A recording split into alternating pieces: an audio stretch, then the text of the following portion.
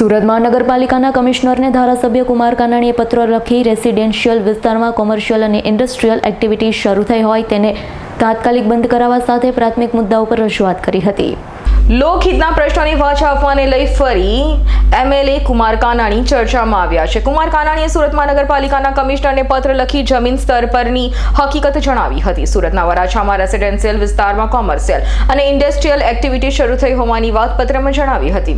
કહ્યું હતું કે રેસિડેન્ટ વિસ્તારમાં કામગીરીના કારણે લોકો મુશ્કેલીમાં હોવાનું પણ જણાવ્યું હતું। ઉપરાંત સુરત શહેરમાં ભેળસેડિયા અને નકલી ખોરાક બનાવતા લોકો બેફામ બન્યા હોવાની પણ વાત તેમણે પત્રમાં કરી હતી। તો બજેટમાં થતા વાયદાઓની વાત કાગળ પર જ હોવાની વાતનો પણ ઉલ્લેખ કર્યો હતો। મહિલાઓ માટે પિંક ટોયલેટ, તાપી નદી પર અશ્વિની કુમાર ફૂલપાડા ઉત્તરાયણને જોડતો રિવર બ્રિજ, શહીદ સ્મારક અને લાલ કિલ્લાના લાઇટ શોનું આયોજન, 5 પાંડવના ઓવારા તેમાં 3 પાનના વડના વિકાસની વાતો તેમજ ચોમાસા દરમિયાન દર વર્ષે આવતા ખાડીપુરના નિરાકરણની વાતો માત્ર ખાડી પર જ હોય તેવું તેમણે જણાવ્યું હતું। બીજી તરફ સ્માર્ટ સિટી, મેગા સિટી સુરતમાં ખાડીના કારણે ગંદકી, મચ્છર અને ખાડીપુરનો ત્રાસ સુરત માટે શરમજનક હોવાનું અને વરાછા વિસ્તારમાં હેલ્થ સેન્ટર, તરણકુંડ, community hall, auditorium, sports complex બનાવી દેવાયા બાદ તેની હાલત ખરાબ થતી હોવાની વાત પણ તેમણે પત્રમાં કરી હતી। આપના તરફથી પાલિકા કમિશનરને પત્ર। સુરત મહાનગરપાલિકા મ્યુનિસિપલ કમિશનરે જે ડ્રાફ્ટ બજેટ રજૂ કર્યું છે એની અંદર કમિશનરશ્રીએ સુરતને world class happy healthy city બનાવવાની વાત કરી છે। તંદુરસ્ત સિટી, રહેવાલાયક સિટી,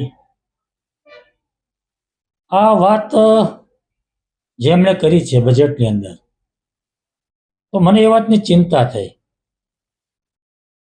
કે રહેવાલાયક સિટી તો ક્યારે બનશે। સુરત શહેરની અંદર દર વર્ષે ખાડીપુર આવે છે, લાખો લોકો હેરાન પરેશાન થઈ જાય છે, બેઘર થઈ જાય, ઘર છોડી ભાગી જવું પડે છે, તંત્ર બી પરેશાન થઈ જાય છે।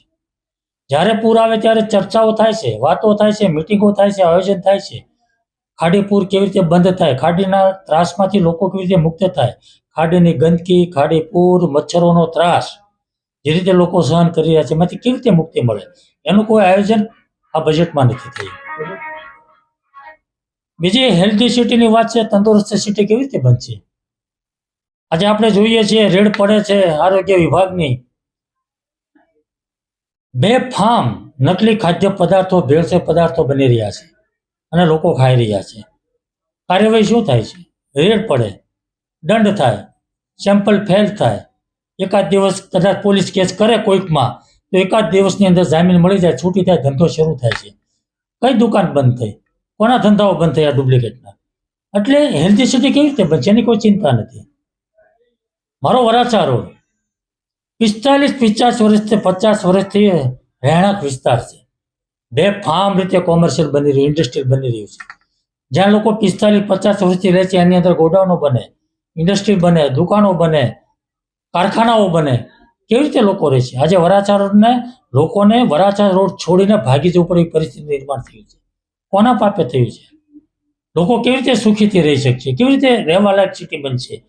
અમારા પ્રશ્ન મહિલા સુરક્ષાની વાત થઈ છે, પિંક ટોયલેટ મહિલા સુરક્ષા માટે સારી વાત છે, કંઈ વાંધો નથી, પરંતુ વર્ષોથી હું કહું છું કે સુરત મહાનગરપાલિકાની ચાલતી BRTS બસ અને સિટી બસની અંદર મહિલાઓની સુરક્ષા નથી।